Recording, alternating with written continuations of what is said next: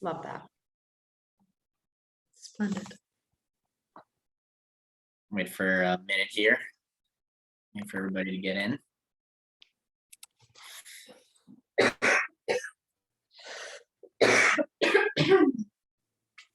Yeah, Abby, get that under control. All right, well, we are at 1:30, so I think we're gonna get this rolling. Hello, everyone. My name is Andrew Gilly. Welcome to our webinar, State of SEO. I'm an account coordinator over here at Panos. Joining me today are two experts on SEO, and we'll be navigating through the what ifs and what is of SEO. I'll allow them to introduce themselves. Hi, I am Mel Coleman, the Director of Strategy and Media here at Panos. I have been here for almost 4 years and like to consider SEO not just something I do, but a wild passion of mine, a hobby, if you will. It's something that, Abby and I work really, really closely on, and it's something that we like to geek out on. So I apologize in advance for the level of nerd you will hear today. And I am Abby, like Mel said, we are passionate about SEO. So here at Panos, I am a digital strategist. So I work alongside both the paid media team and the organic team and website team in order to make sure that websites are best optimized for user experience. So it all comes together, and you will definitely be hearing our passion for SEO come out here today. All right, well, I can't wait. So basically, we all know SEO stands for search engine optimization. In essence, it's the process of improving the quality and quantity of website traffic to a website from search engines. But I know there's a whole lot more going on there. So why don't we just get right into it? And what does it kind of look like today, Mel? So in essence, and we're going to get into like the details around the factors that go into ranking and what really matters and all of that. But ultimately, when you think of SEO, you need to think of content and experience. And that's not just with the recent algorithm shifts, but it's really where the industry as a whole is going within the search engine space and how users are engaging with search overall.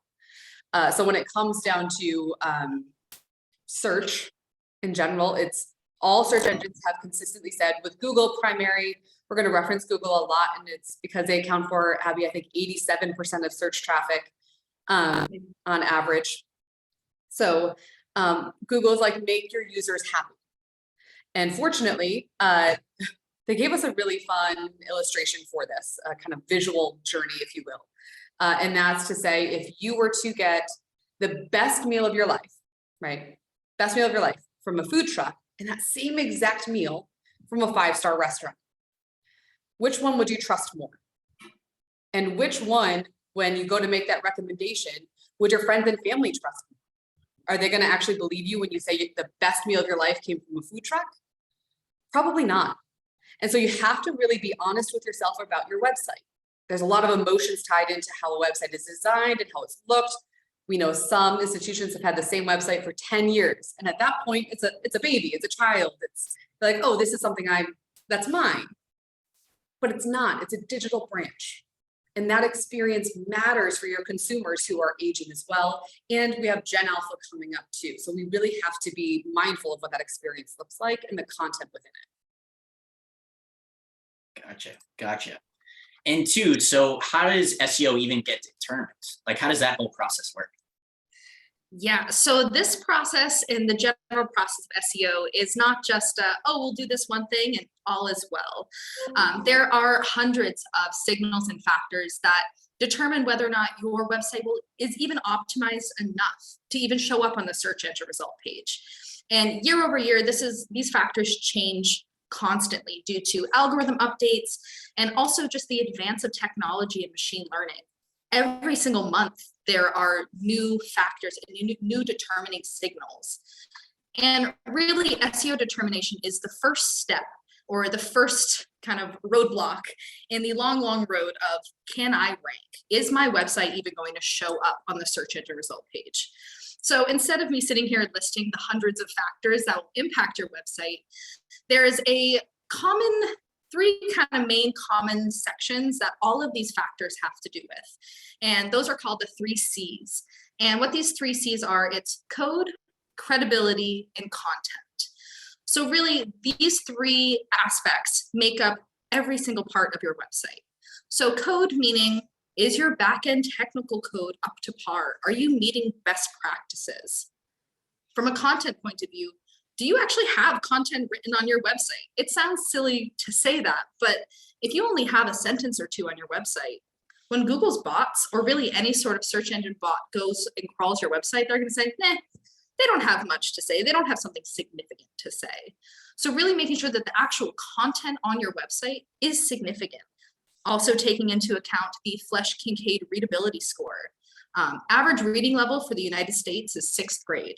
So as a financial institution, remembering that you need to take it down a level and talk to, like you were talking to a 6th grader, in the sense of these are very, very high level topics that need to be taken down to a very more understandable level. The other aspect of that is credibility. Are you even a credible source? Should users even be trusting you to be telling them this information? These 3 main sections are what determine whether or not you will even show up on the search engine result page. So making sure that you're meeting these aspects is really the first step in landing yourself on the search engine result page. Getting yourself to rank is a completely different conversation, but really making sure that you're meeting these 3 C's is the first step in getting yourself to show on the search engine result page and be determined. So you bring up rank, like I always want to be number 1 in everything that I do. So in this case, how would someone try to be the best rank that they could be? So for this, I just say buckle up. We're about to get into it. So, okay, you've met the 3 C's. You have your content, your code, and you are credible. Great. But that might not mean you're showing up on the first spot on the first page. And that can be very, very frustrating. After you've done all of this work, why aren't you showing? Well, first things first, it's important to remember that originally it was once true that search engine optimization was the process of improving your website so you would rank better. Now, because of all of the algorithm updates and the improvement on machine learning, search engine optimization has evolved into a process of improving your website to be best suited for your users' needs and your users' experience. Like Mel said, it is all about the user. It's no longer about you. It is about your customer, it's about your client, and it's about meeting their needs. So you're going to hear it. There's a lot of acronyms in marketing in general. So to best suit users' needs, there is an acronym we like to focus on that's really just a general quality guideline called EAT, and EAT. And what that stands for is expertise, authoritativeness, and trustworthiness. So really very similar to the 3 C's, but it dives a little bit deeper into, are you an expert on this topic? Do you know what you're even talking about? Is it clear and concise to the user? Are you authoritative? Do you have a reputation in this industry? Are you just a random person telling your users about savings and CDs, or do you actually have the reputation in your industry to be speaking on this? And then lastly, are you trustworthy? Are you a safe and reliable source? Are you a scammy website? Do you have a bunch of pop-ups? Or is it really a journey that is meant for the user? Now, it is important to keep in mind, financial institutions are held at a significantly higher standard when it comes to ranking on a search engine. And that is because of this category called YMYL. And what that stands for is your money, your life. And this category is huge. And it has such a huge impact because basically YMYL content has the power to influence a user's major life decision, either relating to their money or their life. That said, EAT becomes a huge, enormous priority when it comes to financial institutions or YMYL categories, because if you're not an expert, you don't have trust and authoritativeness within whatever you're speaking on, why would you be allowed to help make these huge decisions regarding a user's life journey? So knowing that you have to take EAT and YMYL into consideration is the first step. That said, yet again, like I said, buckle up. There is so much more. And along with making sure that you're meeting the authoritative expertise and trustworthiness categories for your money, your life, there's also an additional ranking factor that is critical. You must write your website for the user. You are not writing your website for search engines and for bots to crawl. That is often what it was previously recommended, like keyword stuffing or some like fun back end tricks to get yourself to rank higher. That is a no-go. Technology is far too smart. Like I was saying, with these algorithm updates and machine learning, the search engines know. They know what you're doing when you're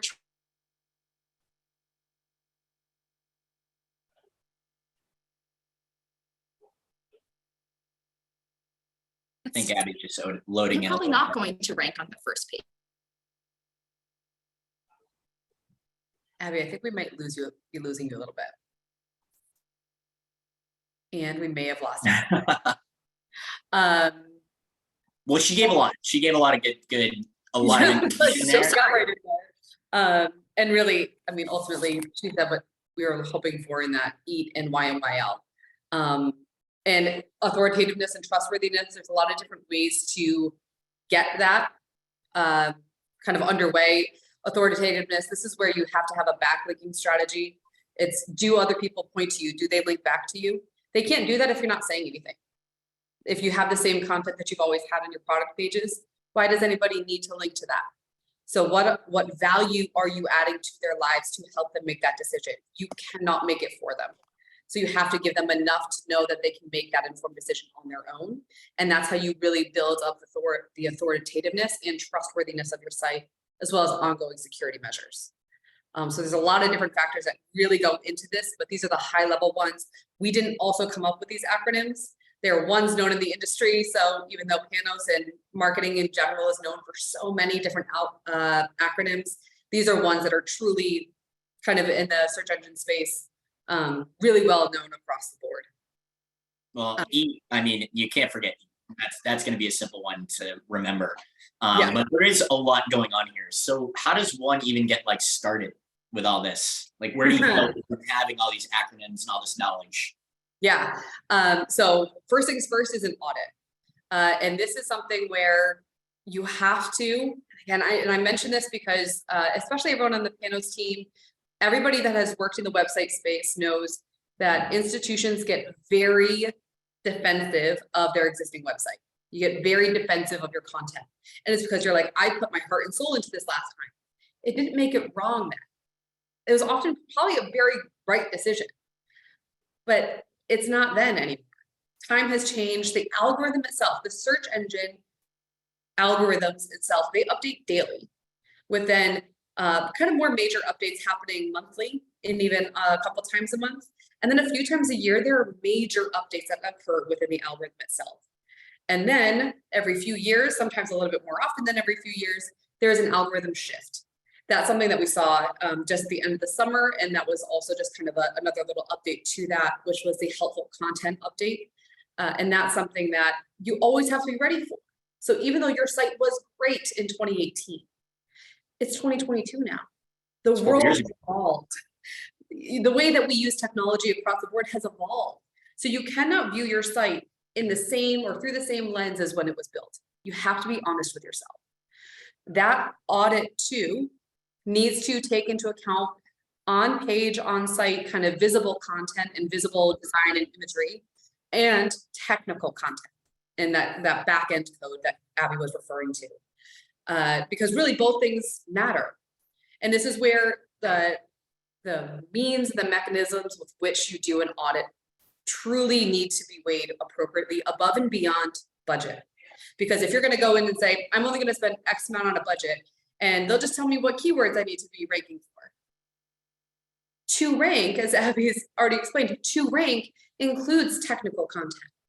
It includes the build of your site. It includes the user journey and that experience. So just making the adjustments to your content, you're not going to see the impact in your rankings if you're not fixing the size of your tab targets or how quickly your images load, or if there's a compression happening, or if things are being hidden behind the scenes, or if you have 7 of the same meta descriptions and meta titles across pages.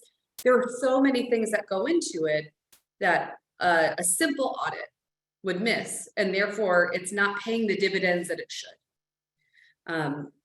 So you really do have to look behind the scenes and making sure that you're including some newer things. Something that not enough people are talking about, I don't think, is schema and schema markup. So schema is a kind of a language. Yeah, no. So it's not an acronym. It's kind of like a language of sorts that was developed by all of the major search engines a few years ago.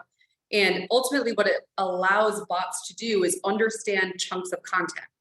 So if you see featured snippets on the home, on the search engine result page, a SERP, and that's where you see like that 0 result. So if you were to say something simple like best mortgage rate near me, and it's just like, you know, and this is a totally made up example, but you know, 5.1%, and it'll link down at the bottom, but it's just going to show that answer along the top. That's called a featured snippet. And it's 0 click for the search result because I don't have to click to see exactly what I was searching for. This is where Google is really playing with the structure of what a SERP looks like. But in order to do that, in order to even be considered for that, because even say that you pass E, you pass Y and YL, you pass all those standards, you still might not rank on page 1 because you're up against everyone else who's also passed those standards. So to get there though, you have to have things like schema markup to be able to have your article shown the way you want it to be seen within the social space. You need to be using Open Graph. So there's a lot of different components there. And so you really do need to make sure that you have a thorough SEO audit to understand exactly what's happening that encompasses on page and technical. And then 2, can't say this enough, is content strategy. So content is, everyone says content is king. I say content is critical. In order for anybody to take you seriously, you need to ensure that you have something to say.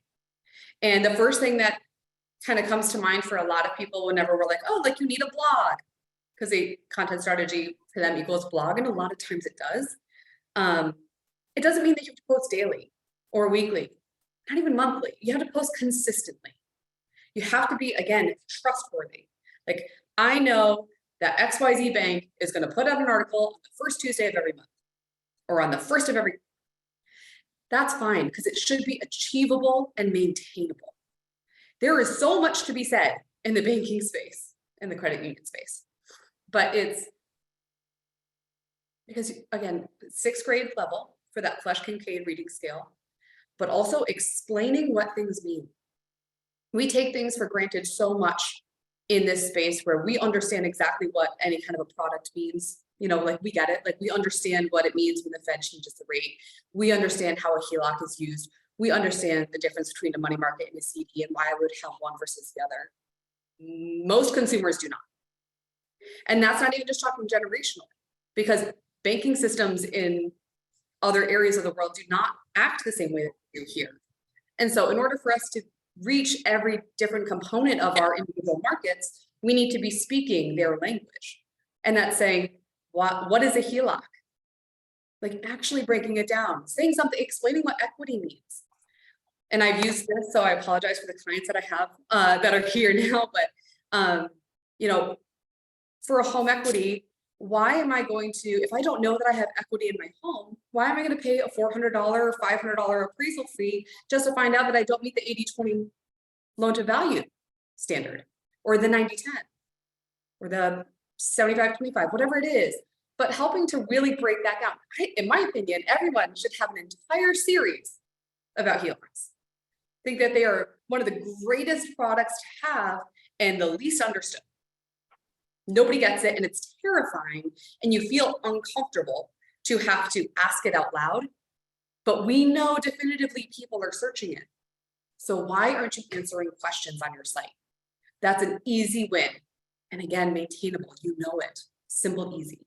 So always for a content strategy, it should be achievable, maintainable, and something that is actually helpful to the end user. So you're not writing for your internal audience. You're writing as if somebody just walked in off the street and was like, tell me everything I need to know. That's a lot. So I would be lying if I personally said I wasn't a little overwhelmed, but it's getting there. So kind of what do we have to look forward to? I know we have a new year coming up. So what are kind of big things to be looking out for? So the first things first, and the one that everybody is really always asking about is cookie policies and getting into kind of the legality side of everything. And I know Abby's having some issues, so don't mind the kind of hopping in and out. We're trying to get her back in here. Ultimately, I'm just going to state this definitively. If you don't have a cookie policy right now, you are likely out of compliance with GDPR or CCPA or both. Because really what it comes down to for both of those policies is if you have one customer or one member who has primary residence in California or in the EU, even if that's 50-50, you are still beholden to those standards for that one person. This is something that we saw with one of our clients that was based in Massachusetts. Tiny little area, but they had somebody move because this is the digital world that we live in. And so they moved for a job or what have you. Instantly made them have to comply with CCPA. On top of that, there's also, because we know when it comes to ambulance chasers that we all saw with ADA several years ago now, whenever something is going after healthcare, the next step is finance to kind of attack them for these letters. So in 2019, 2020, Partners Healthcare in Massachusetts lost a case to the tune of $18 million because they did not have a cookie policy on their site dating back to 2015. Massachusetts does not have cookie policy. So they're still stating, well, because of the industry you're in, again, that kind of your money, your life, YMYL, there's a greater standard here. We need to be even more compliant, which is what we're all used to. The hard thing is it's not clearly defined. So what we've been advising our clients to do, and something that people are more used to from a UX perspective throughout the digital space, is to have a pop-up cookie bar with a comprehensive cookie policy. Now, that cookie policy can be embedded into your online privacy policy, different than the standard privacy policy that most FIs have that you can print out and it looks, you can have a separate one just for online and what happens there. Because first-party cookies are not going away. And I can guarantee if you're using Google Analytics, that's a first-party cookie. So you do need to be disclosing use of that. And that's something that has never really changed, but there's greater kind of light on that now. I can't write a cookie policy. Our legal team will not let me. And that's fine, don't want to. What I do recommend though is looking at any of the regional banks around you, any of the larger national banks, and review their cookie policies. Pretty comprehensive. It doesn't have to say that you're not currently doing remarketing, but you plan to do remarketing. Just cover it. Just say, hey, we could be doing these things at any point in time. And this is how we use that data. That's all you need to be saying. Super quick and easy. It takes almost no time to get that up, but I don't want to see anybody have a demand letter because you don't have something in place. And CCPA, California, I think they're updating theirs. It might be CCPRA, something different. New York is also considering one. I know there's a few other states considering them, and there's been rumors for years now that the US as a country is looking at actually passing one nationally. So just kind of get that one fear out of the way. Disclose what your cookies are. Again, this leads into trustworthy. You a trustworthy site. We are when we disclose use of what we're doing online.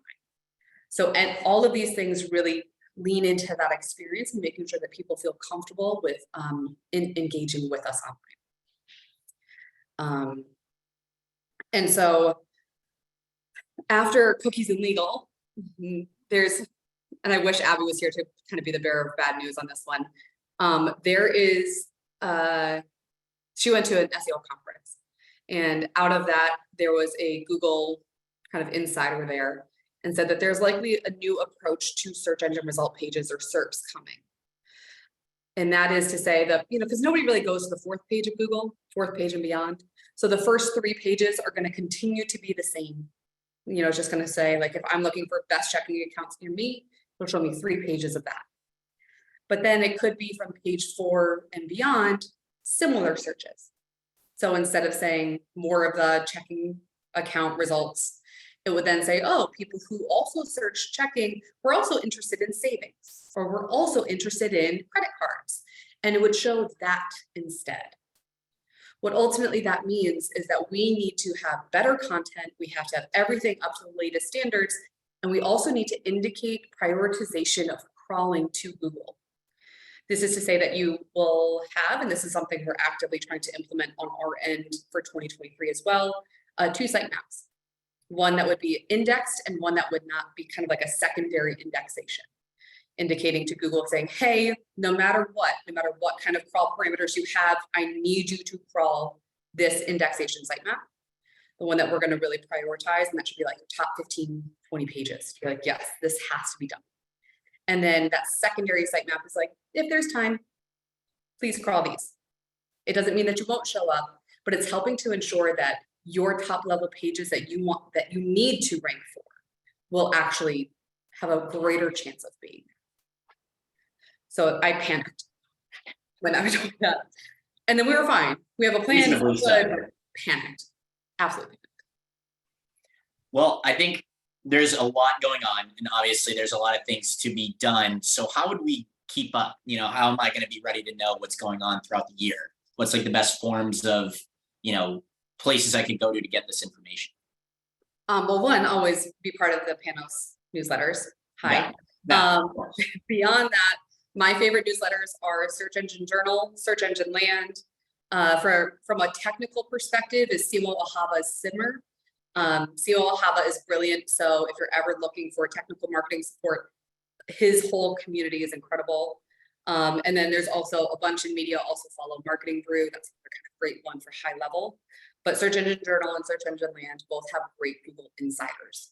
So Barry Schwartz is one. Also, don't discount Reddit ever, because sometimes Redditors are the first ones to notice that there's something happening with the kind of heat maps within the search space. Second, if you have not gotten onto Search Console, please get your site set up onto Search Console. This is Google's free tool for you to see impressions, clicks, CTR, rankings, queries, really what's happening within on your site within the SERP space. It's a free tool. It's a great indicator. It'll also tell you if there are crawling issues, anything that might kind of be kind of happening above and beyond what's happening with your on-page analytics. It'll tell you what's happening before people even get to your site. Then a tool that we use is Site Improve.